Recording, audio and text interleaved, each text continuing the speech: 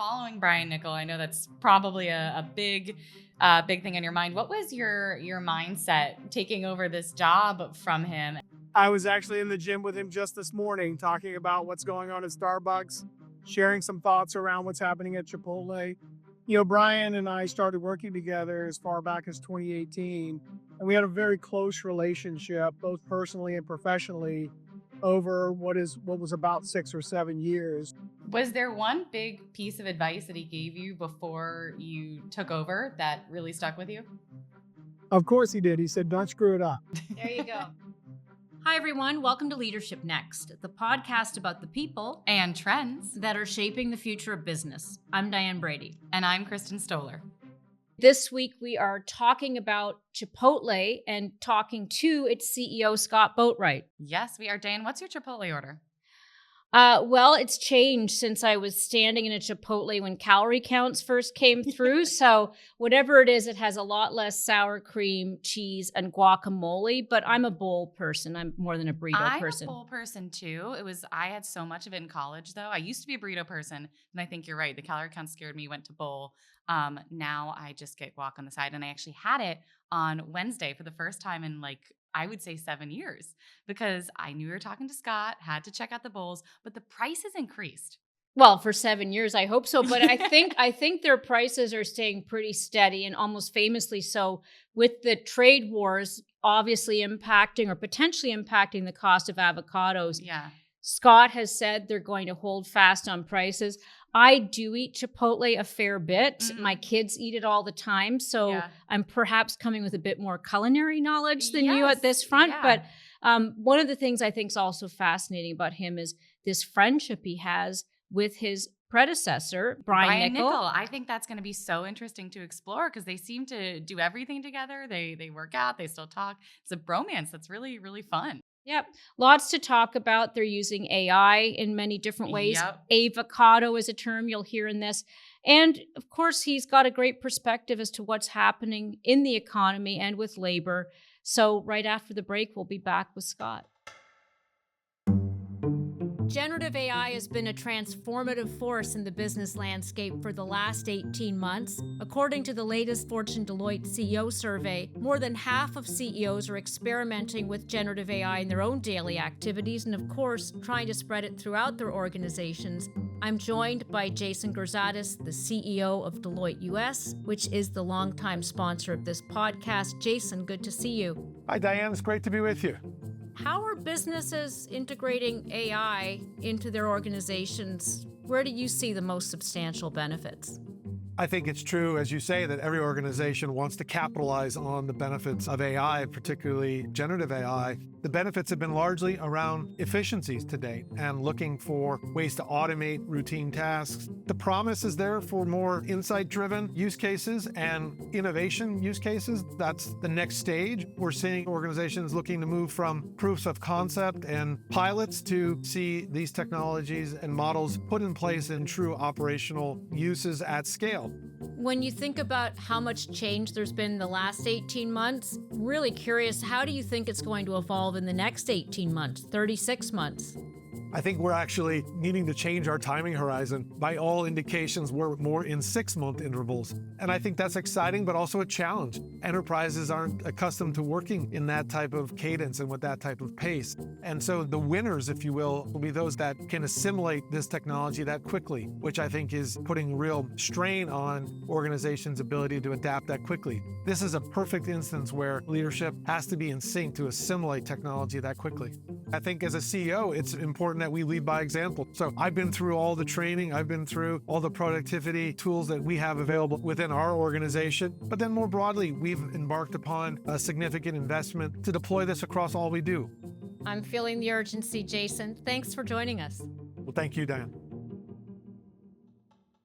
So Scott, I do have to say to you, I think the last time Diane and I saw you was in December at our CEO Initiative dinner, and you did a little trick and a prank on me that I fell for, which was that Chipotle would do fish in fish tacos, which is totally not Why a thing. is that a prank? Why is that a prank? It was amusing simply because we don't have freezers at Chipotle to deliver a fish product at scale. It typically comes in frozen through the supply chain. We don't do freezers. It's not what we do. And so Fair. that becomes a significant hurdle for us to deliver that kind of product. Fair. I love that you're fresh. We talked earlier, Chris and I do eat at Chipotle, but can I just level set? Why does it matter? Because frozen food, I've been raised to believe, is almost as good for you. Is it a taste thing? Is it health? Or is it just kind of differentiate you from the rest? I think it's a pretty significant point of differentiation for the Chipotle brand. It was founded by a culinarian who was a classically trained chef. And it was his belief that fast food doesn't have to be bad food. And his endeavor was to really create a unique meal, leveraging classic culinary techniques, utilizing the freshest ingredients he could find, and preparing that in a way at a price point that was skewed more towards value and at the speed at which you couldn't get anywhere else. And I think that's really the moat that we have built around the business over the past 30 plus years, is this idea that you shouldn't have to have hundreds of dollars in your pocket, go to a chef-driven restaurant and pay lots of money. We can deliver that at a price point that is reasonable, and again in the speed at which you can't get anywhere else. I want to talk about the broader environment, but you're immediately triggering a memory for me of standing, I believe it was in Chipotle, when calorie counts came up, and suddenly realizing how much I was eating when I was adding the sour cream, the cheese, the guacamole, etc. How do you think that higher consciousness of calories, how is that impacting the way you design your menu or even how you eat yourself? The beauty of the Chipotle experience is you can find a meal fit for you that is allergen free, and you can manage the calories any way you want. So you don't have to go super, heavy on calories. If you obviously you add sour cream, cheese, and guacamole, you're going to start to add calories pretty That quickly. is But very true. you can screw on the lower end as well. What's your order? My go-to order traditionally is black beans, chicken, pico de gallo, hot sauce, and cheese. So, Scott, you have a lot of maybe headwinds and tailwinds right now, but I'm thinking of prices, immigration, fear of recession. What are you seeing? How's business, and what do you see the next few months looking like for you? Yeah, obviously there's a lot happening, and most people I talk to in the business community are concerned about what's next with the current administration, because there just seems to be a lot of uncertainty, and of course markets don't like uncertainty, and so we've seen a lot of sell-off within the industry, the restaurant industry specifically, but also in broader markets. And it's my take that the consumer is being very cautious and optimistic at present. Many are preserving cash because of the unknown or potential consequences, downstream consequences, intended or unintended from the current administration. And so you're seeing a market pullback at present. We entered the year coming off what was an extraordinary year for the Chipotle brand. We drove comp sales last year at 7.4%, largely driven by great transaction flow. As we got into the new year, there's a lot of things, or headwinds, I should say, within the industry specifically, whether it was weather challenges throughout the year, the extenuation or the later Easter season from a timing perspective. For some reason in the industry, we see Easter as kind of the kickoff to spring. This year, it's about 3 weeks delayed. And then we're seeing, income tax payments that are a little slower this year than in years prior. So I think there's a host of reasons why there's a bit of a slowdown in the industry. We are seeing some positive transaction with our new launch of Chipotle Honey Chicken, which is encouraging for us. That's what we're seeing at present. Is spring, just want to make sure I'm understanding, right? So spring, is that your busiest season or is Burrito it? season. Yeah. Tell me what That's that right. means. So it launches what we call burrito season. And we just think it's, spring, just gets people outdoors, gets them back into their normal springtime summer routines.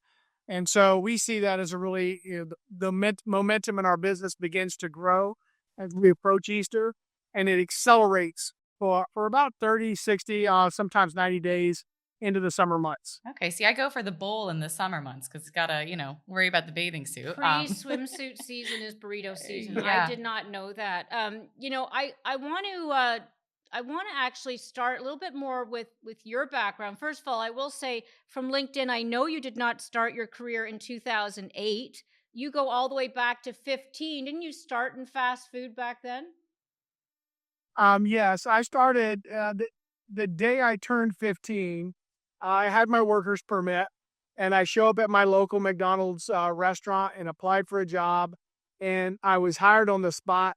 And I think that was more out of a need for people in the restaurant versus I was the perfect ideal candidate. Nevertheless, it was my first job. I learned a lot during my time with McDonald's at a very young age. All right. I was lucky to grow up in a family that really grounded itself in great values and strong work ethic. I share the story that I grew up in pretty humble beginnings, but I had a very hardworking family that really my dad was a great role model for me at a very young age, and so discipline was and accountability was a part of my upbringing. I started at 15 at Ponderosa, and I distinctly remember the pay and the no tipping, but it was a good experience, almost a humbling experience in a way to realize how hard people do work in these restaurants. How was McDonald's for you? It was a great experience. Yeah, I learned, I came from a sports background, so I already had an idea or a grasp around, teamwork, being a great teammate, not letting your team down, showing up, being on time, being dressed appropriately in uniform, and in putting in your best work to support your teammates in whatever you're trying to accomplish. And so yeah, I did really well. I moved on from McDonald's. Ultimately, I found an opportunity to earn a dime more at a steakhouse washing dishes, and gosh, that was a really unique experience in itself. A lot of hard work, as you could imagine, but I did that pretty much through my high school career. So speaking of role models, because you said you were just talking about that, I'd love to talk about, and I'm sure you get asked this a lot, but following Brian Niccol, I know that's probably a big thing on your mind. What was your mindset taking over this job from him? And talk to us about what your do you have a friendship with him? Do you still talk? Tell us about that. I was actually in the gym with him just this morning talking about what's going on at Starbucks, sharing some thoughts around what's happening at Chipotle. Brian and I started working together as far back as 2018, and we had a very close relationship, both personally and professionally, over what was about 6 or 7 years. A lot of respect for Brian. I really appreciate the way he approaches business, how he thinks about the impact of, whether it's the economy or certain macros that have an impact, downstream impact on the industry or our business specifically, and then how he thinks through those challenges, is able to navigate them with plans that keep the organization focused, obviously on the right objectives, and keep the business moving forward. So I say that to say he's still a mentor, he's still a friend, and someone I spend time with outside of Chipotle, because his experience, as you know, is pretty different and unique and special. I can't let it pass that you were working out with him this morning. So give me a sense, Scott. What is your workout routine? What do the two of you do together? So we go to a local gym, and it's typically with trainers. So he's with a trainer, I'm with a trainer. And our trainers try to keep us on task, but often we get engaged in business conversations because we both have very busy lives. As you can imagine, we have families, and we're trying to run companies that are pretty large scale companies that requires a lot of time. So it's a moment for us to just connect, catch up, and chat about the business. Was there one big piece of advice that he gave you before you took over that really stuck with you? Of course he did. He said, "Don't screw it up." There you go. Well, I always think it's interesting, and of course we're not going to over-index here on talking about Brian Niccol, who's gone on to Starbucks. But do you feel you have a very different leadership style? Because obviously you're creating your own imprint here. How would you say the two of you are different as leaders? Yeah, we're very different. growing up through the operations vertical, you can imagine that, through that, 30-year history in operations, you become very detail oriented, very process oriented. And you tend to dig into the business a bit more than someone that comes through with a marketing background. Brian, obviously broad aperture, very reliant on the business leaders to deliver on expectations. So my style is a little more hands-on, not over managing, but a little more involved in the details of the business. And so obviously that requires more time. And so for me, trying to find balance in my new role between digging in, when to dig in, when to just let your leaders run, becomes a nuance that you have to learn. It's a bit of an art. Now, Scott, I want to go something you said in the news lately that I thought was really interesting when talking about the potential tariffs and all this ongoing stuff with that. You said you at Chipotle would absorb the cost and not pass it along to customers. Is this still your mindset, and how sustainable is that, do you think, for the business? I think it's very sustainable for me, and I'll tell you why. We have such an extraordinary balance sheet today. We have very little debt on the balance sheet. We have lots of cash that we can deploy, and we enjoy margins that are largely unprecedented in the industry to begin with. And so the full tariff impacts that are being presented by the Trump administration would cost me about 60 basis points of margin on the year, which I can absolutely absorb.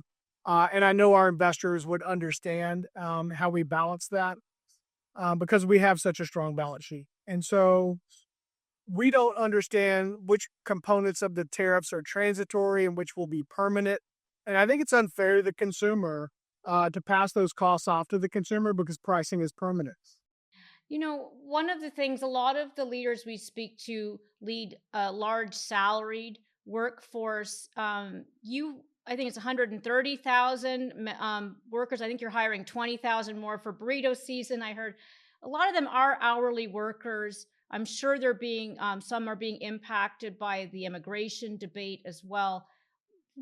Give us some sense as to when you think about managing that pool of talent, what is your philosophy, your approach? Because it's an industry that tends to have high turnover, and I think Chipotle less so.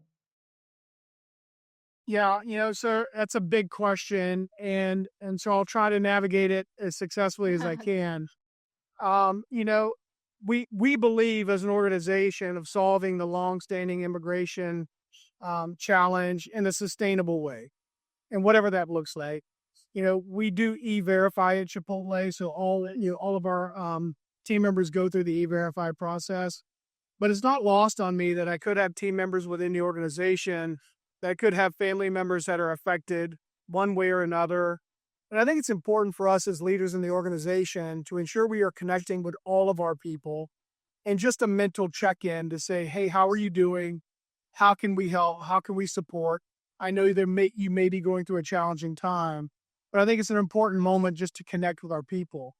52% of our workforce here at Chipotle is Hispanic, and they are the entire organization is the absolute backbone of our great company.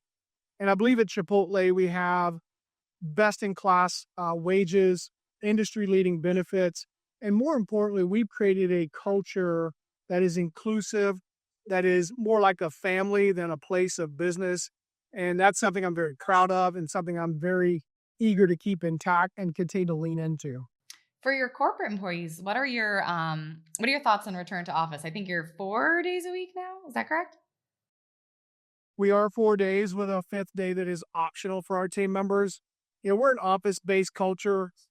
I think you're challenged with a remote workforce in a couple of ways. I think you lose an edge on innovation when you're not together, co-located. It is challenging to develop a workforce and get them green and growing to take on larger roles when they're working remotely. And you really just don't have this cohesive culture that, typically lends itself to incredible innovation, incredible growth, and helps people continue to push forward in their careers. Speaking of innovation, I'm just really curious. How do you decide which menu items make the cut? Like, how, I know you have a test kitchen, I believe, but which ones make it, which ones don't? What's the best and the worst idea you've seen? Sure. So we do a thorough vetting process of all ideas that come through the organization. Specific to culinary, we follow our stage gate process. And so our chefs are sitting in our kitchens today, working on new flavors, new ideas. And this is all grounded in this idea that we talk about often about remaining relevant, visible, and loved as an organization.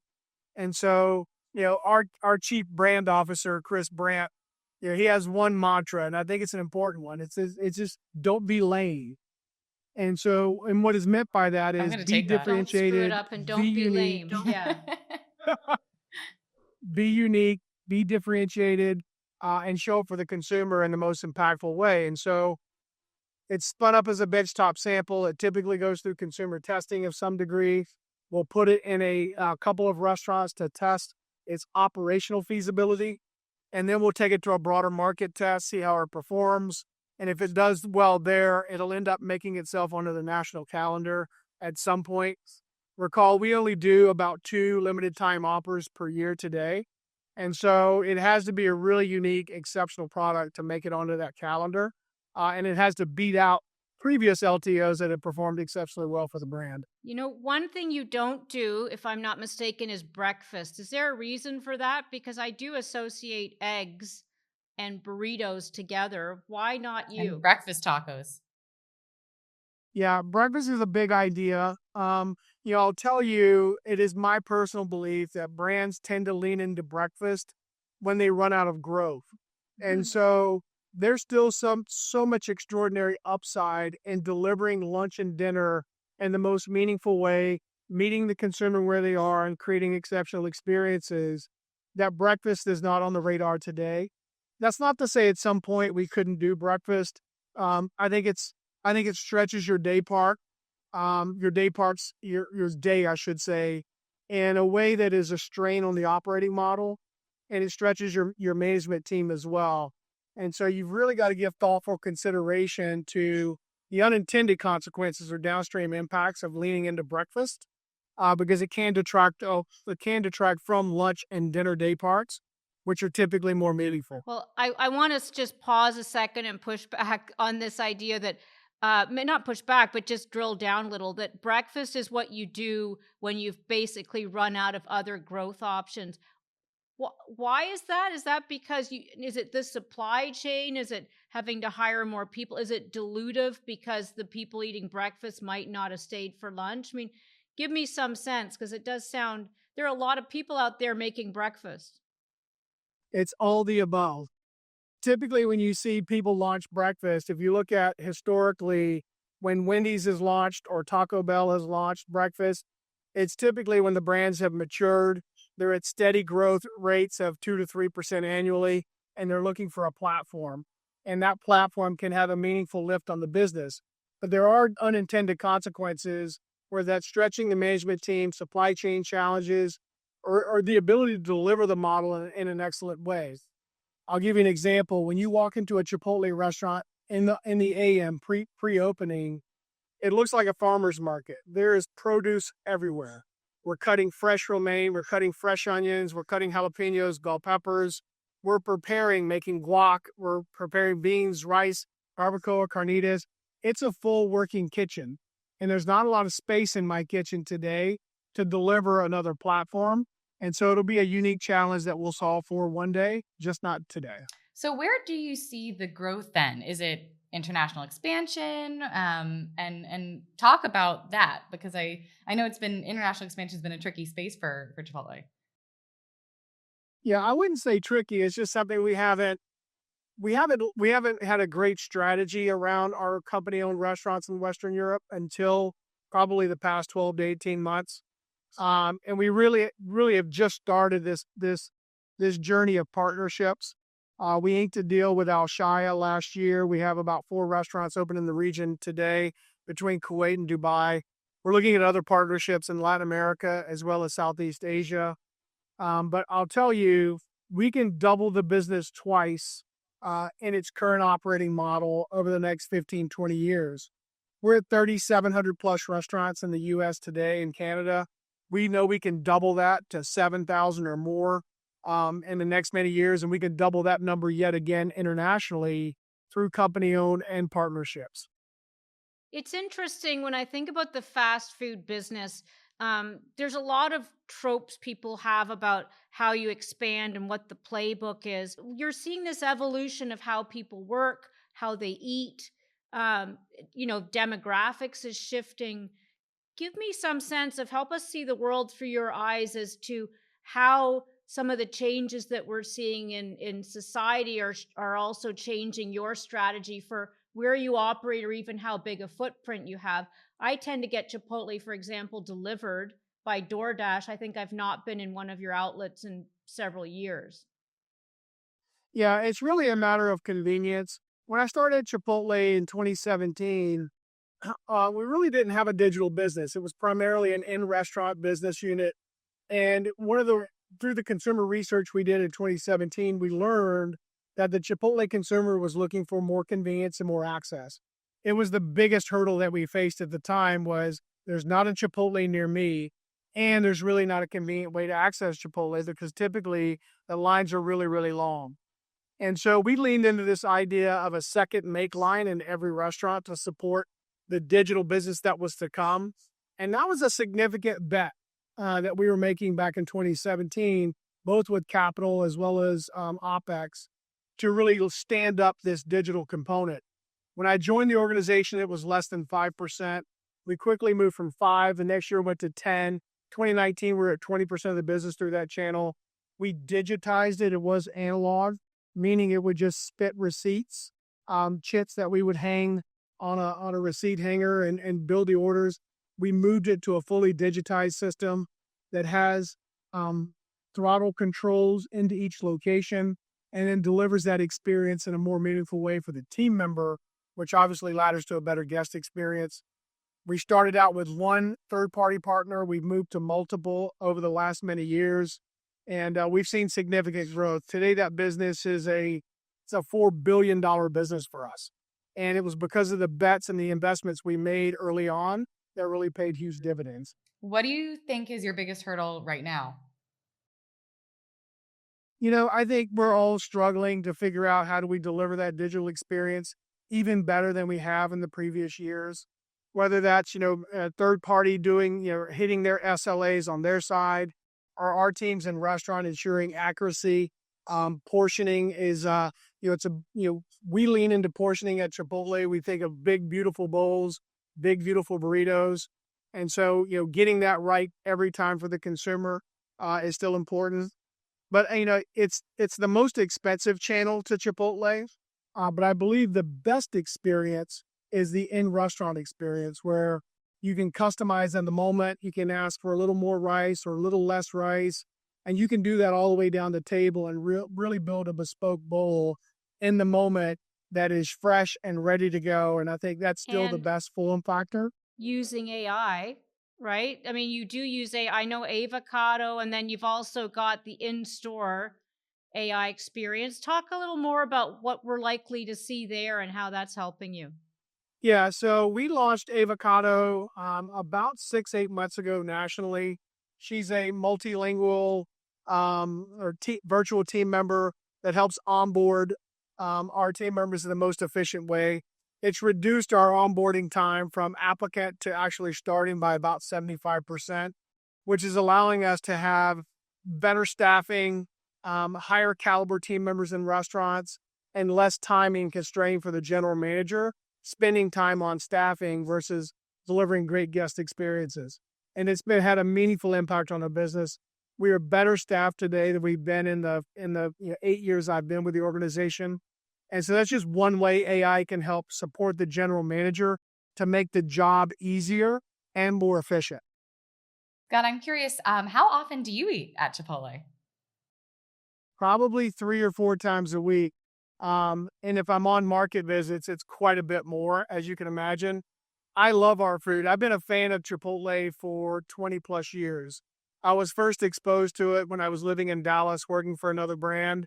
And I always loved the food. I've always loved the culinary. And so when I had an opportunity to join the brand, in 2017, it was an easy decision for me. You were at Arby's for 9 years plus before that. Anything you learned from your experience at Arby's that you took with you to Chipotle? I know we're going back a few years, but this is about leadership.